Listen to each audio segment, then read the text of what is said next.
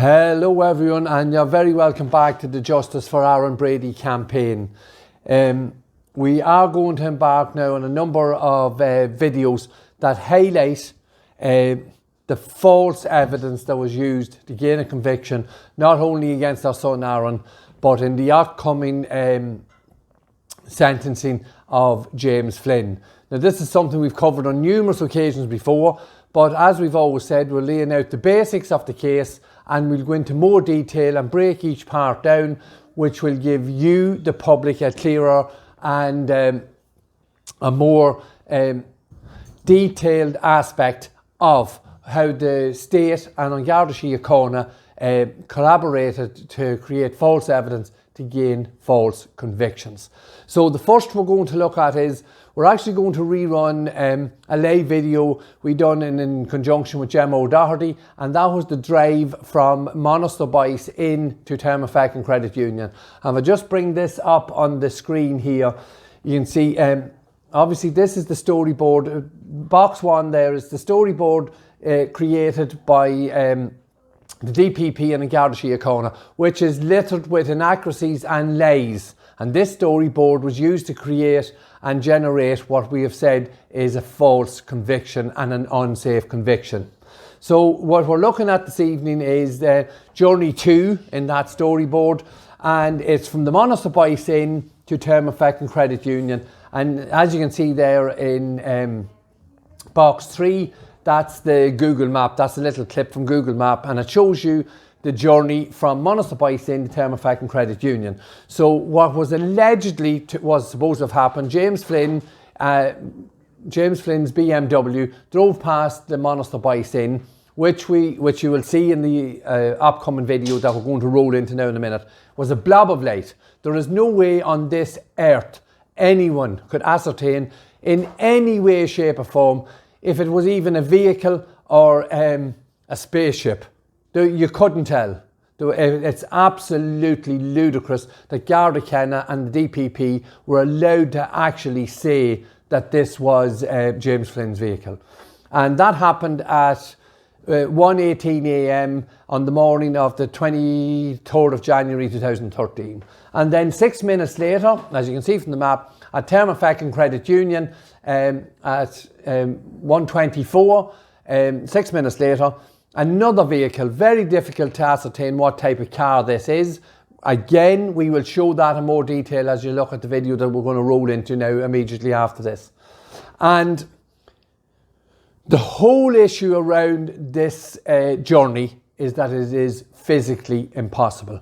Now, during the course of the most recent trial, Judge Tony Hunt suggested that this was theoretically possible because you can see in box 4 the distance, the little cream line is 6 miles, the time is 6 minutes, and that therefore theoretically this journey could be done at a steady pace of 60 miles per hour.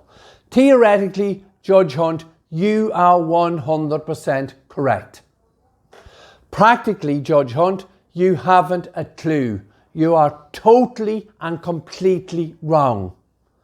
And you have taken that theoretical possibility and turned that into fact, which you know yourself in any court of law is incorrect.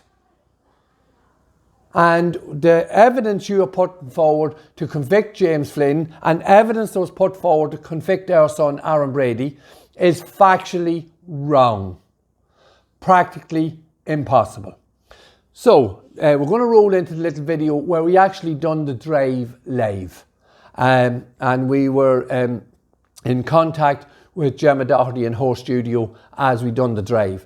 So I hope this shows very clearly that theoretically everything is fine, and theoretically we all can do loads of things. We can sit and watch the Olympics on the TV and we can see someone jumping over 7 meters in the long jump, and theoretically we could say to ourselves, oh, I think I could do that. Practically you wouldn't get anyone near 7 meters. So that is the realms of absolute absurdity Judge Hunt and the other 2 judges took on board to bring forward a conviction which they're going to sentence on Monday next. And as I say, it's what was used against Aaron to secure a false conviction against him. So we're going to roll now into this video. It's only 8 minutes long, and it shows, and we have questioned all the mainstream media. We have questioned on Garda Síochána, questioned the DPP, and you will see where all of these people have told lies to protect this false conviction. So we're going to roll into this little video now, and hopefully that will show what it is we are dealing with and what our judicial system in this country has done to these two young men. So we'll roll into it now. Thank you. Saying that it is possible to go from the Monasterboice Inn to... Are we back again? Yes. Yeah. Can you hear? Yes. This okay, baby... that's a bit better. Have we a visual there, Gemma? Yeah? Yes, you're up there. Yeah. Yes. Okay. I'm just going to set the clock.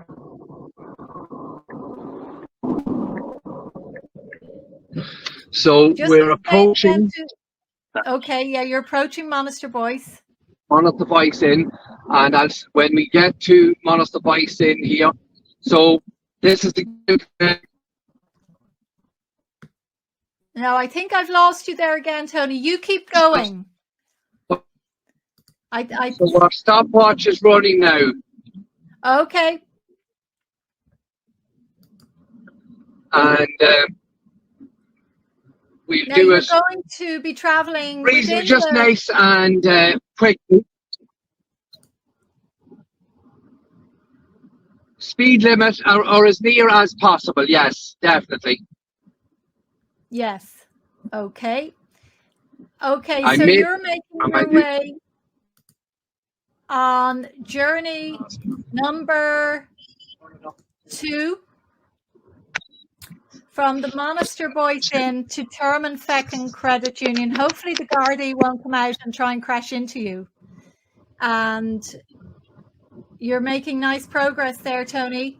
So the DPP said that this journey could be done in 6 minutes. And on that basis, Judge Tony Hunt convicted James Flynn.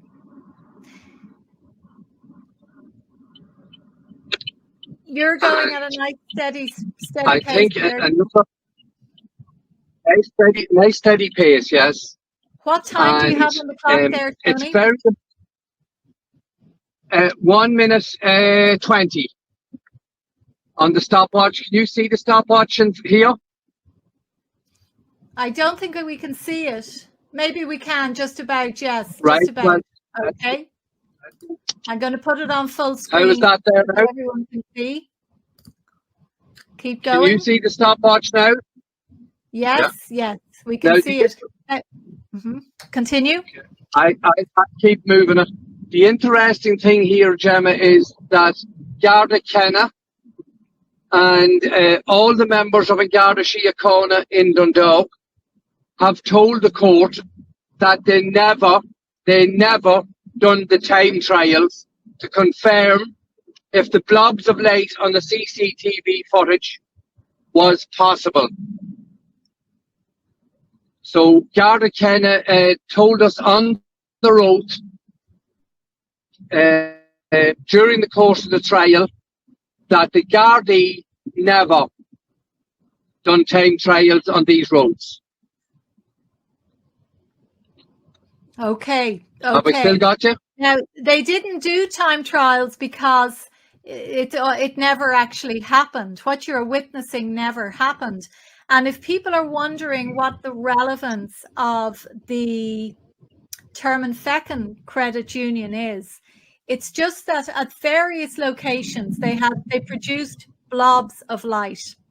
And that was basically all that they were ever able to produce as far as this story of the stolen Passat is concerned. They were never able to get any visuals of Aaron or of James Flynn. It was literally just blobs of light that they presented to the court and said, look, here's James Flynn's BMW. Now this is the Garda reenactment of James Flynn's BMW, but we're showing that it's impossible.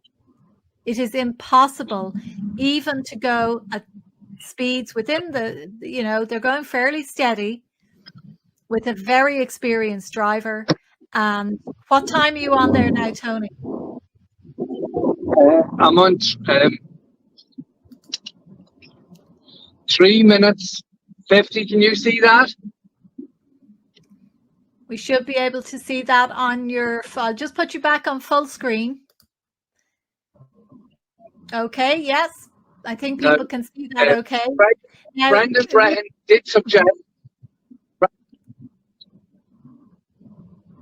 I might be just slightly over the speed limit there, but it's just to try and keep the journey moving as quickly as possible.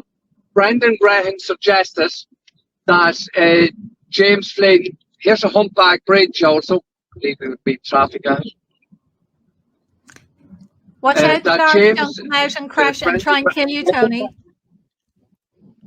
Well, I'll try my best. Brendan Brehan suggested that James Flynn turned off his lights and drove at high speeds, but as we see now in the journey, there's actually 2 T-junctions.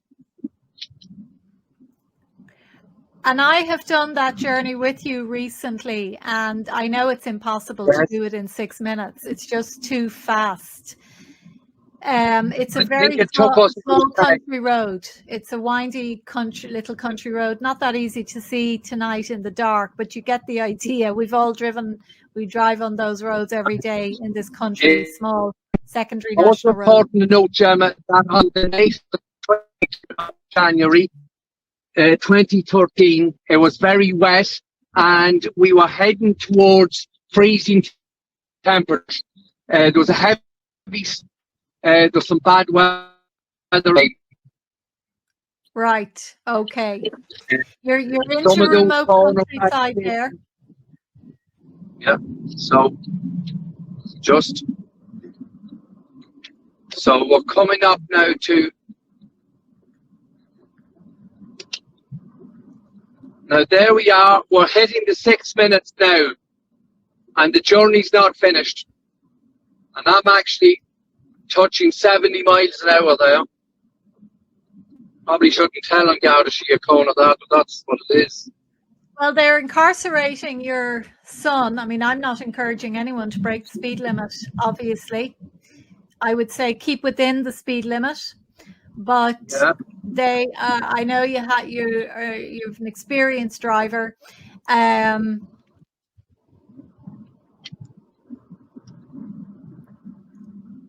It's obviously a quiet road. What doesn't make sense is that the first journey, Tony, from Ballymac to Monasterboice was done at a speed which was, you know, as you say, OAP. They were sauntering down, but then they get onto this, the second minor road, and they suddenly go hell for leather, drawing attention to themselves. They haven't even stolen the car yet, so they're on a scouting mission. Why would they be going at such high speed? That's vitally important, that the vehicle wasn't stolen. They're on their way to steal it, according to the DPP, according to Brendan Brehan. We're just going into Termonfeckin now. Go.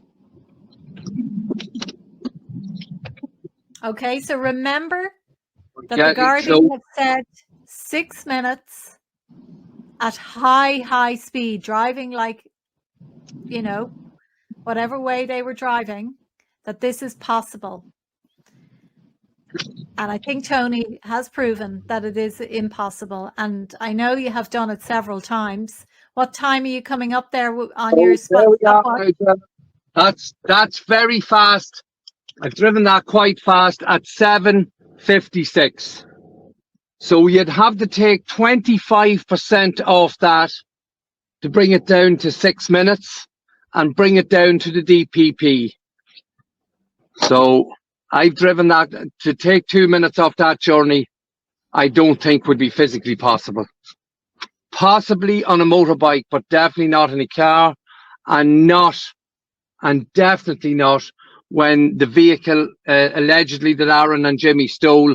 There was no vehicle stolen at that time, and we're after driving past, as you've seen, it's quite a residential area, and there's a lot of homes along that road between Monasterboice and Termonfeckin. So you're now at Termonfeckin Credit Union, and I just want people to know that that credit union had nothing to do with any robbery or anything. It was just where there was CCTV and where the Gardaí said that they saw a blob of light flying by. Could have been anyone in Termonfeckin that night coming home from an event or whatever in the early hours of the morning. What time are they saying again? They said at 1:18 a.m. the car passes Monasterboice Inn, and 1:24 a.m. the vehicle passes the Termonfeckin Credit Union here. And I would like to appeal to anyone who lives along that road, any businesses, any homes or houses. If anyone, all we want to know is, did you give any CCTV footage to Garda Síochána? Because I have a list of 380 sites, and there are no other sites of CCTV footage between Monasterboice and Termonfeckin, not even a blob of light.